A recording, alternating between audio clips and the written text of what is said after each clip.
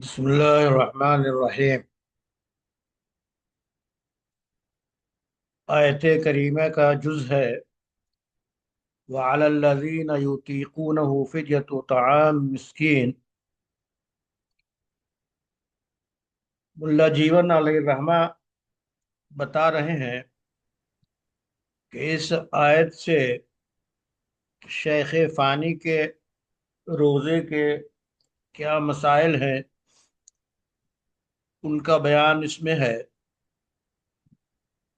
بتایا گیا کہ شیخ فانی وہ شخص کہلاتا ہے جو عمر کی درازی کی وجہ سے، ضعف اور کمزوری کی وجہ سے روز بروز اس کی جسمانی طاقت گرتی جا رہی ہے، گھٹتی جا رہی ہے، اور پھر دوبارہ واپس ہونے اور طاقتور ہونے کے امکانات معدوم ہیں۔ تو ایسا شخص فقہا کی اصطلاح میں شیخ فانی کہلاتا ہے۔ دو الفاظ ہیں، ایک تو شیخ اور دوسرے الفانی۔ شیخ کا لفظ بھی عام طور پہ عمر دراز کے لیے بولا جاتا ہے، اس کے ساتھ انہوں نے الفانی لگا دیا، یعنی فنا کے قریب، ایسا بوڑھا شخص، ایسا بوڑھا آدمی جو کہ قبر میں پیر لٹکائے بیٹھا ہے، روز بروز طاقت اس کی کم ہوتی جا رہی ہے، تو گویا اس سے شیخ فانی کہتے ہیں۔ تو اس اصطلاحی لفظ اور مراد معنی جو ہے، مرادی معنی وہ یہ بتایا گیا، لیکن اگر آپ دیکھیں تو شیخ فانی کا مصداق عمر کی کثرت اور زیادتی اور ضعف کی فراوانی ہی مصداق نہیں ہے، بلکہ اللہ حفاظت فرمائے بہت سے امراض ایسے منکشف ہوئے ہیں، طبی دنیا میں ان کا علاج ناممکن نہیں تو مشکل اور نہ ہونے کے برابر ہے۔ جیسے ایڈس کا مرض جو ہے، انتہائی خطرناک مرض، تو عام طور پہ جن لوگوں کو ایڈس کا مرض ہو جاتا ہے تو پھر شفا یابی مشکل ہوتی ہے۔ تو حاصل یہ نکلا کہ کوئی بھی ایسا مرض جس سے جانبر ہونا، شفا یاب ہونا آسان نہیں ہے، بلکہ روز بروز موت کی طرف وہ بڑھ رہا ہے، توانائی کم ہوتی جا رہی ہے، وہ سارے بیمار اور وہ سارے امراض اس تعریف میں داخل ہوں گے، اور جو سہولت شریعت نے شیخ فانی کے لیے تجویز کی ہے، وہ سہولت ان تمام مریضوں کے لیے جو اس درجے کے بیمار ہیں، جس کی تعریف کی گئی کہ روز بروز ان کی طاقت گھٹتی جا رہی ہے، شفا یاب ہونے کی امید نہیں ہے، تو وہ اس میں داخل ہے۔ ایک مسئلہ اور ہے کہ بہت سے لوگوں کو وہ سوگر کے شکار ہوتے ہیں، تو سوگر بھی ایسی بیماری ہے کہ عام طور پہ ختم نہیں ہوتی ہے، مسلسل دوائیں لینی پڑتی ہیں، تو اس سے کنٹرول ہے۔ بعض لوگوں کی سوگر جو ہے کنٹرول نہیں ہوتی ہے، تو اس سوگر کے مریض کے لیے حکم یہی ہے کہ وہ اپنے طبیب سے رابطہ کر کے رمضان کے روزوں کے بارے میں مشورہ کرے کہ کس طرح اس کو سحری اور افطاری کا جو دورانیہ ہے اس کو بہتر طریقے پہ گزارنے کے لیے کہ شوگر کا لیول برابر رہے اور متوسط رہے تاکہ اس کے جان کو خطرہ نہ ہو، تو اگر اس طبیب کے ذریعہ جو ترتیب اور جو خوراک اور جو دورانیہ طے پائے اس کا لحاظ رکھ کر روزے وہ رکھے، اور عام طور پہ جو مسلم ماہر طبیب ہوتے ہیں وہ اس طرح کی ترتیب بنا دیتے ہیں کہ وہ دوا کس وقت لے، سحری اخیر میں کرے، پانی اور جو کھانا پینا ہے وہ زیادہ اخیر میں لے۔ تو یہ ساری تفصیلات، یا کھانے پینے میں کیا چیزیں لے جس کی بنیاد پہ یہ دورانیہ روزے کا بہتر گزرے، تو وہ شوگر کا مریض اپنے طبیب سے مشورہ کر کے روزے کے بارے میں فیصلہ کرے۔ اب ظاہر ہے کہ بسا اوقات صورتحال دیگرگوں ہوتی ہے اور خطرناک حد تک شوگر پہنچ جاتی ہے، تو اب اس میں کبھی ایسا ہوتا ہے کہ یہ روزے کا دورانیہ گزارنا اس کے لیے مشکل ہو جاتا ہے، تو پھر وہ بھی شیخ فانی کے حکم میں آئے گا، لیکن اس کا فیصلہ خود نہیں کرنا چاہیے بلکہ طبیب کے مشورے سے یہ چیزیں رکھنی چاہیے۔ تو اس طرح کے جو بیمار ہیں وہ سب کے سب شیخ فانی کے حکم میں آئیں گے۔ اب شیخ فانی کے بارے میں بتاتے ہیں کہ شیخ فانی کا جو مسئلہ ہے وہ در حقیقت اللہ تعالیٰ کے اس فرمان میں وَعَلَى الَّذِينَ يُطِيقُونَهُ فِدْيَةٌ طَعَامُ مِسْكِين میں بیان کیا گیا ہے، اور پھر نحوی اعتبار سے ترکیب کے حساب سے کہتے ہیں کہ یہ یا تو معطوف ہے یا یہ کہ شرط ہے، یعنی وَعَلَى الَّذِينَ يُطِيقُونَهُ، تو یہ یطیقونہ، اور یہ کہتے ہیں کہ اس میں عبارت کو یا تو آپ معطوف پڑھیں یا شرط پڑھیں، شرط قرار دیں، جو کہ معطوف محذوف ہو یا شرط محذوف ہو، یعنی عبارت گویا سمجھنے کے لیے وہ ایسے ہے کہ علی الذین یطیقونہ ولا یصومونہ، کہ جو لوگ قوت رکھتے ہیں روزہ رکھنے کی پھر بھی روزہ نہیں رکھتے، تو یہ معطوف ہو گیا، اور اگر شرط ہے تو وہ اس طرح عبارت ہے الذین یطیقونہ ان لم یصوموا، کہ جو لوگ روزے کی قوت رکھتے ہیں پھر بھی وہ روزہ نہیں اگر روزہ نہ رکھیں تو ان کے لیے کیا فدیۃ طعام، کہ روزہ یا تو معطوف مانے یا شرط مانے، اور دونوں صورتوں میں روزہ نہ رکھیں، روزہ رکھنے کی طاقت کے باوجود، تو ان کے لیے ہے کہ مسکین کو فدیہ دیں۔ بتاتے ہیں کہ آغاز اسلام میں کچھ ایسا تھا کہ روزے تو فرض کیے گئے، لیکن چونکہ ابھی لوگوں کی طبیعتیں روزے کی عادی نہیں تھیں، اس واسطے ان کو اتنی رخصت دے دی گئی کہ اگر چاہیں تو وہ روزے رکھیں اور اگر چاہیں تو فدیہ دے دیں، یہ دونوں کی روزہ نہ رکھ کے فدیہ دے دیں۔ یہ آغاز میں جیسا کہ مفسرین نقل کرتے ہیں یہ حکم رکھا گیا۔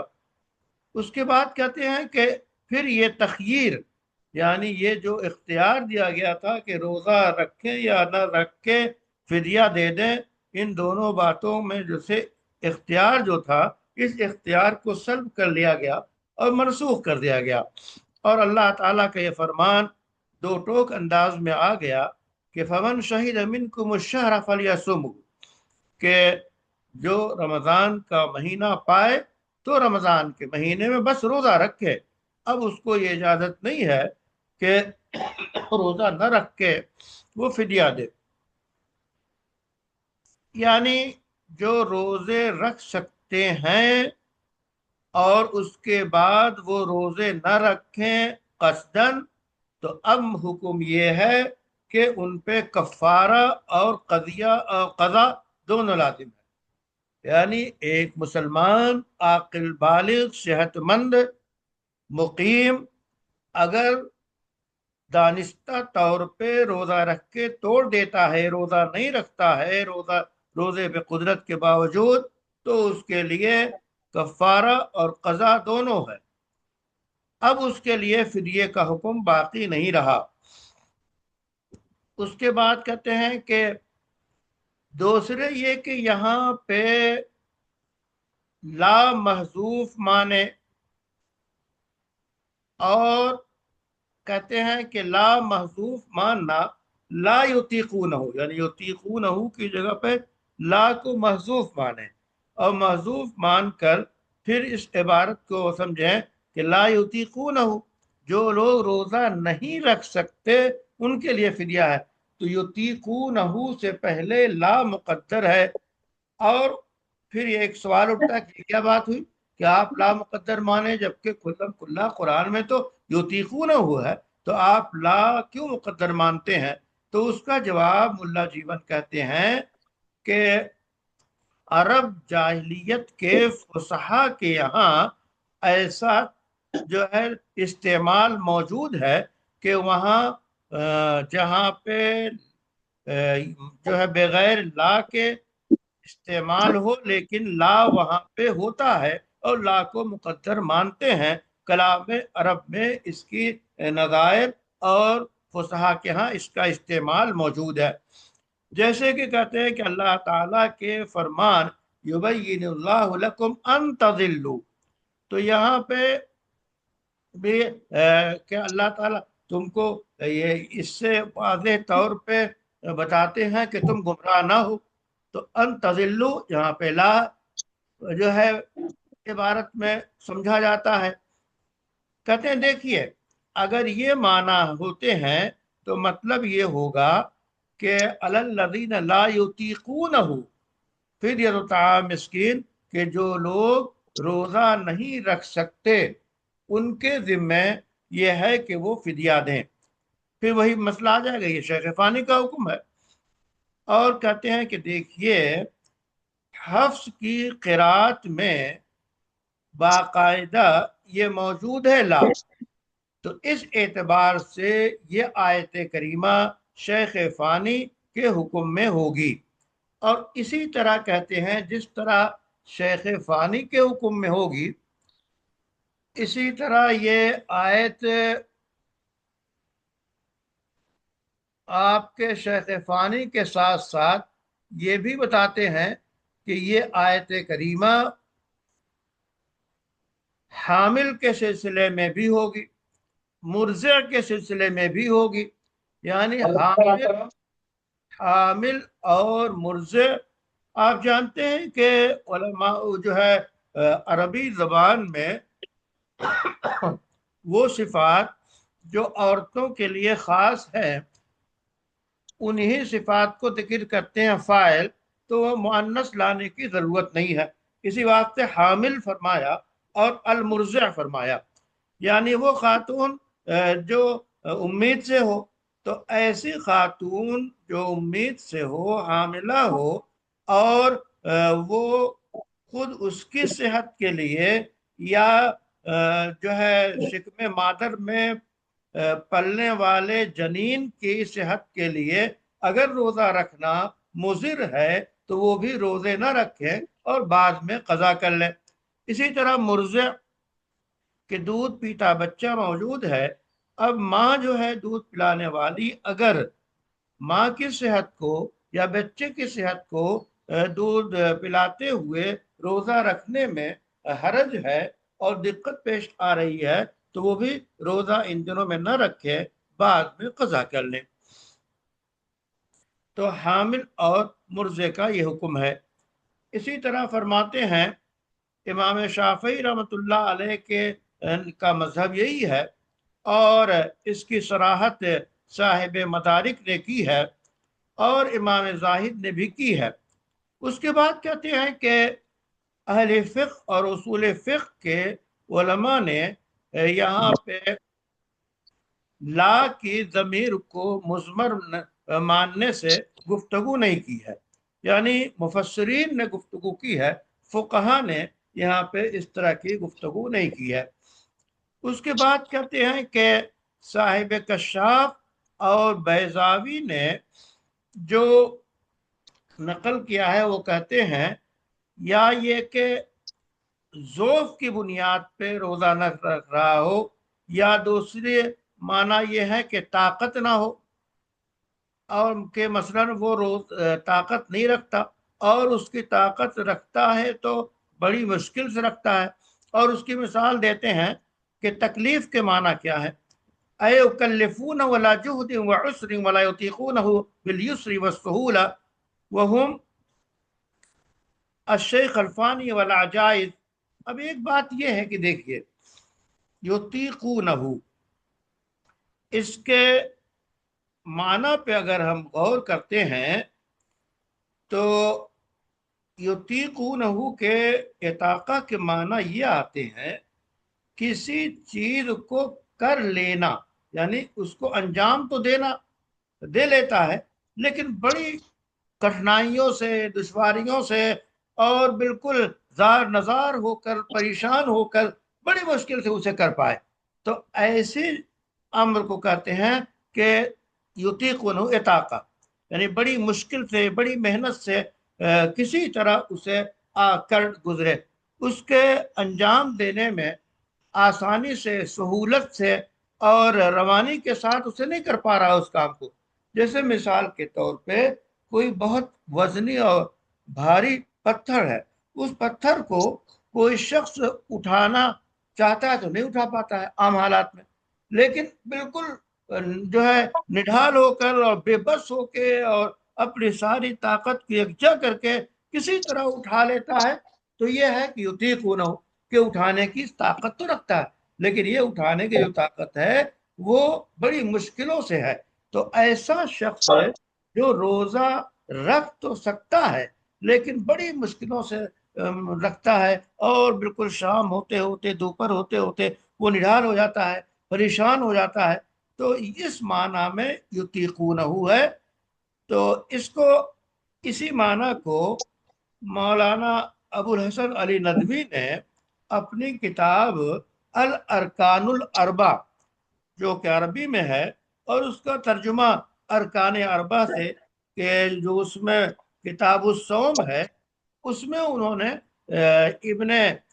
قیم کے حوالے سے یہ معنی نقل کیا ہے کہ اطاقہ کے کیا معنی ہے، تو یہی وہ معنی ہے جو ملا جیون نے یہاں پہ نقل کیا ہے کہ یتوقونہ و یطیقونہ و یتطوقونہ، کہ اس کا مطلب اس طرح تکلیف بمعنی تکلیف، یعنی کسی چیز کا مکلف قرار دینا، اس انداز میں مکلف قرار دینا کہ بڑی مشکل اور دشواری سے اس چیز کو انجام دے پائے اور آسانی اور سہولت سے اس کو نہ کر پائے، تو یہ یطیقونہ کے معنی ہے۔ تو اس میں داخل ہو جائے گا جو ہے شیخ فانی، اور وہ بوڑھی خواتین، مرد اور خواتین دونوں ہی، جو بوڑھے ہوں، عمر دراز ہوں، اور عمر کے زیادتی کی وجہ سے ان کے اندر اگر وہ چاہیں روزہ رکھیں تو کسی طرح نڈھال ہو کر رکھ سکتے ہیں۔ اور کہتے ہیں کہ مشہور جو قرات ہے یہی ہے یسومونہ، تو اب یسومونہ جو ہے یعنی وہ روزہ رکھیں، کہ وہ روزہ اگر رکھیں تو بڑی مشکل سے رکھ پائیں گے اور ان کے لیے بڑی دشواری ہوگی۔ اس کے بعد کہتے ہیں شمس الائمہ نے کہا کہ یطیقونہ یہ اطاقہ سے ہے، اور اس کا ماضی جو ہے اطاقہ ہے، اور حمزہ جو ہے سلب کے لیے ہے۔ آپ جانتے ہیں سلب ماخذ، یعنی حمزہ کبھی سلب ماخذ کے لیے آتا ہے، یعنی اس کے مثبت معنی کو ختم کر کے منفی معنی پیدا کر دیتا ہے۔ اے الذین، یعنی وہ لوگ جو جن کے اندر طاقت نہیں ہے، جیسا کہ جو ہے اشکا، یعنی اے ازالہ الشکوہ، یعنی کسی کا اشکا یعنی وہ اس نے شکایت نہیں کی، تو اس میں محذوف ماننے کی، لا محذوف ماننے کی ضرورت نہیں ہے، یعنی لا یطیقونہ محذوف ماننے کی اس وقت ضرورت نہیں ہوگی اگر یطیقونہ کی یہ تفصیل بتائی جائے جو عرض کی گئی۔ اور کہتے ہیں کہ یہ توجیہ اس توجیہ سے زیادہ بہتر ہے کہ اس میں سوال و جواب کی ضرورت نہیں پڑتی، اور خلاصہ یہ کہ اس آیت کے لیے اور بھی گفتگو اس میں کی گئی ہے، اور بہت ساری تعویلات بھی کی گئی ہیں، مرادی معنی بھی بتائے گئے ہیں، اس پہ جو سوالات اٹھتے ہیں ان کے جوابات بھی دیے گئے ہیں۔ اس سلسلے میں شیخ الاسلام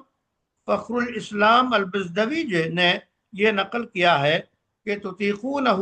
یہ در حقیقت مختصر ہے۔ اس کا آپ کے اجماع، یعنی اس کا مطلب کیا ہے؟ اس کا خلاصہ یہ ہے کہ اس کا مطلب یہ ہے بے دلیل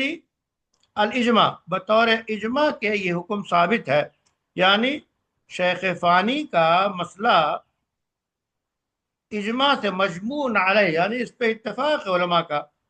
وہ مستفاد من الکتاب، اور یہ قرآن کریم سے اس کے حکم کے بارے میں استفادہ کیا گیا ہے، اور آپ کے لا معنی بغیر بھی، کہ لا محذوف معنی بغیر بھی یہ معنی بیان کیا جاتا ہے، تو اس اعتبار سے گویا اجماع ہے۔ اور فرماتے ہیں کہ اس کے گو کے اور بھی معانی ہیں، لیکن یہاں پہ مراد اجماع سے مراد متاخرین کا اجماع ہے، یعنی دو طبقے ہیں، متقدمین اور متاخرین، تو متاخرین کا اجماع اس پر ہے کہ شیخ فانی کا کیا حکم ہے۔ یہاں تک تو گفتگو ہوئی شیخ فانی اور شیخ فانی کے حکم میں جو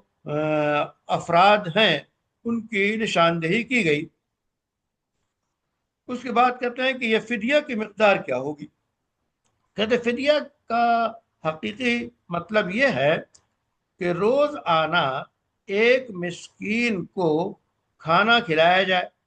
اور اگر دیا جائے تو جو ہے یا سا یا کھجوریں اور جو ہے یہ اہل عراق ایک مراد ہے،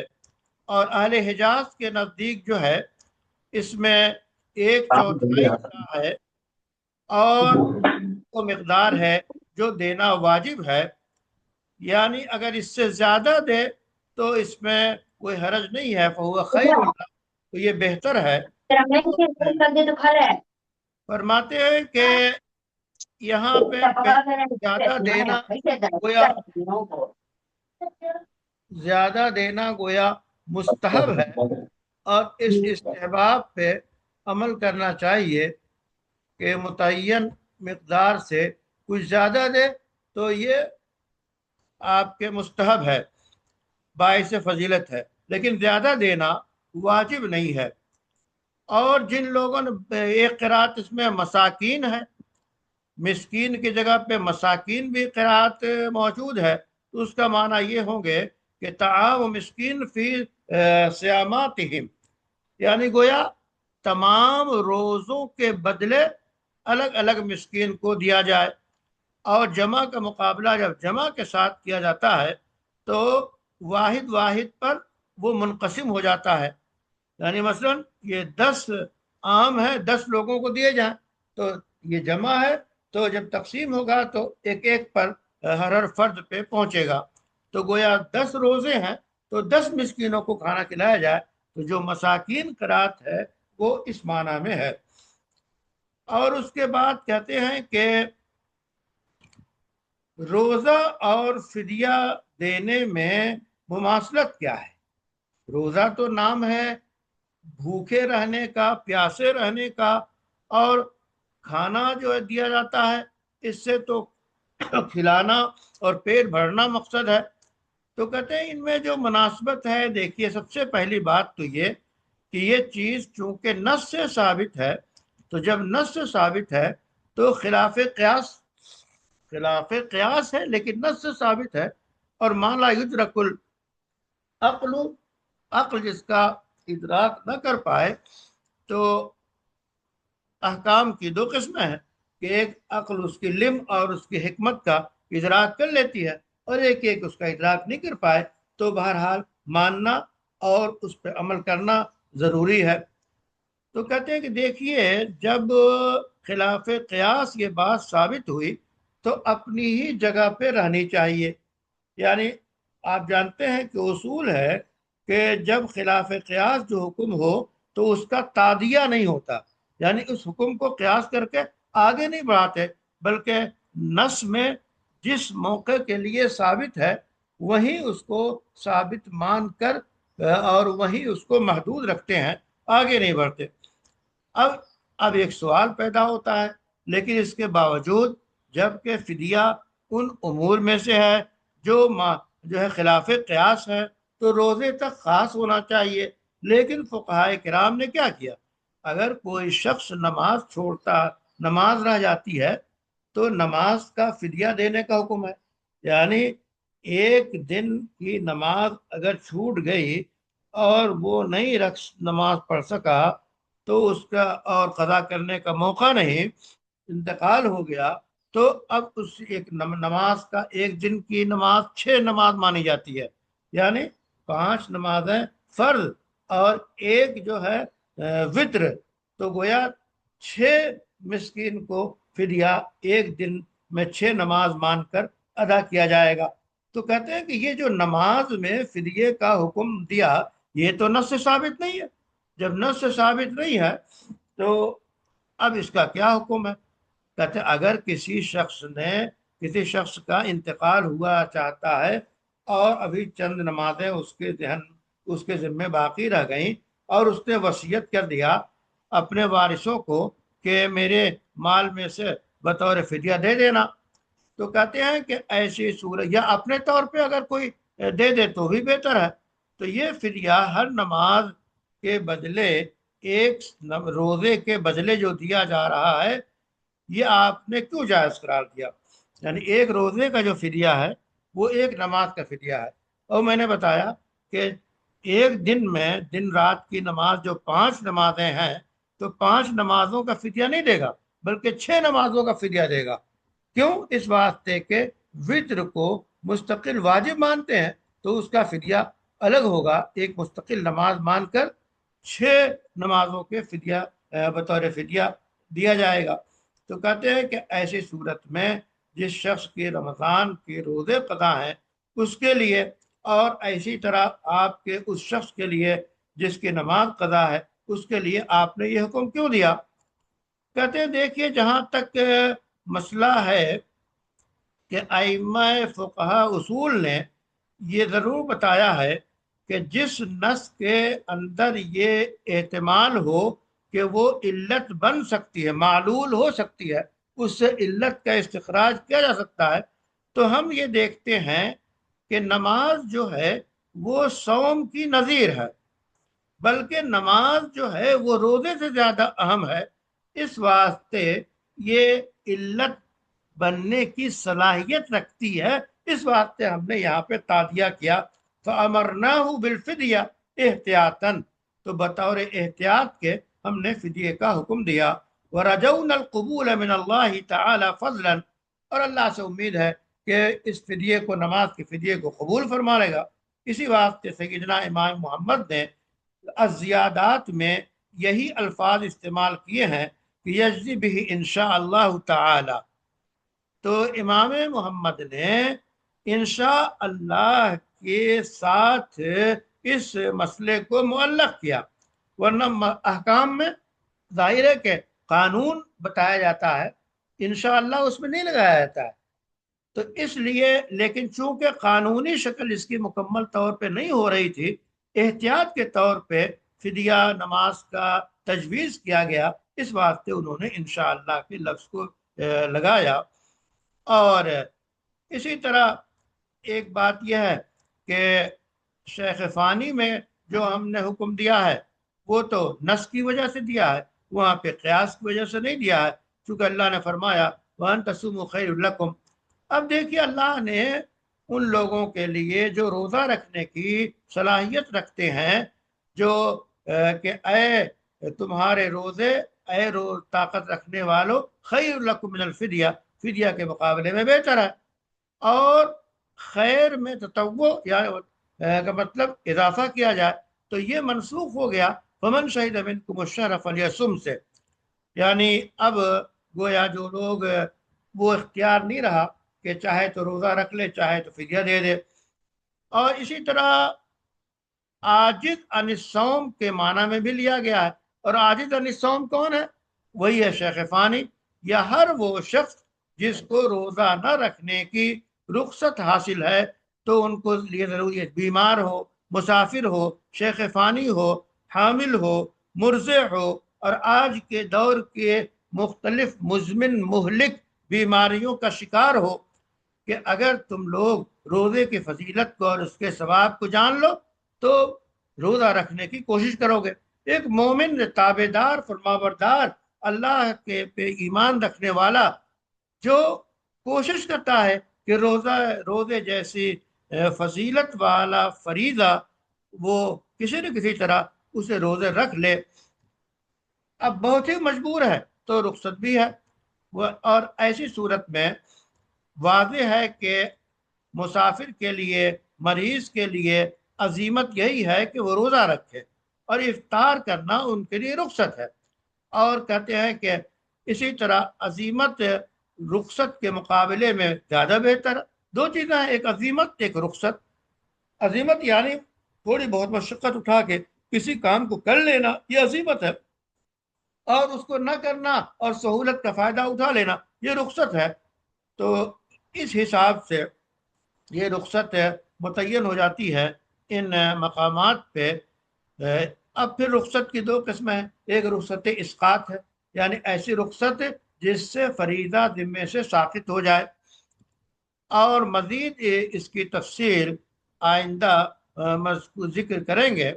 तो गोया ये वो चंद मसाइल हैं जो कि इस सिलसिले में बताए गए कि शेख फ़ानी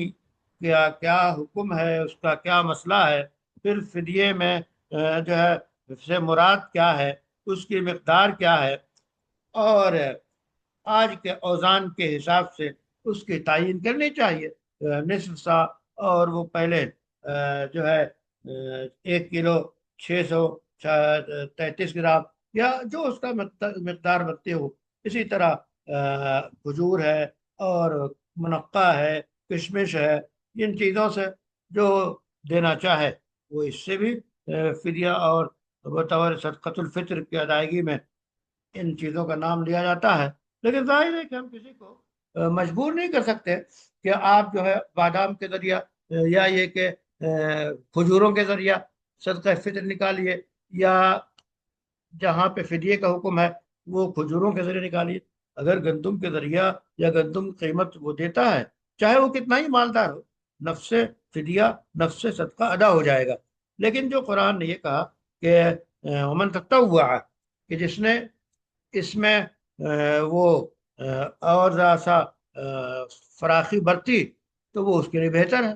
तो अब मालदारों को जो लोग सच रखते हैं उनको चाहिए कि इन चीज़ों से हिसाब करें तो और बेहतर है। इस सिलसिले में एक वजाहत और है कि सदका फित्र की जो मकदार बनती है, तो ये जायज़ा लेना चाहिए कि कभी कहीं 50 रुपये, कहीं 60 रुपये, यही है। तो अब हम ज़रा देखें कि सदक़े फ़ित्र का जो मकसद बताया गया है कि ताकि हर जगह, हर घर में ईद हो, हर जो है मासूम बच्चे के होठों पे मुस्कुराहट हो, और हर घर में खुशी का दिया जलता हो। तो ये मकसद है सदक़े फ़ित्र का। तो इसमें हमें जायज़ा लानी चाहिए कि एक घराने की ईद कितने पैसों में हो सकती है।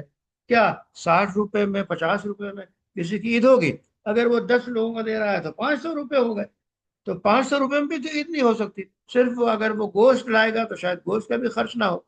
तो इसका हिकमत और इसकी रूह का लिहाज रखना चाहिए कि गरीबों की ईद का इंतज़ाम करना चाहिए, चाहे वो सदका फित्र और सदक फिदिये के मकदार से ज़्यादा देना पड़े। तो असल उनके ईद का इंतज़ाम, उनकी खुशियों का निज़ाम, ये मलहूज़ खातिर होना चाहिए। जी हजरात, आप हजरात काफ़ी ताख़ीर से तशरीफ़ लाते हैं।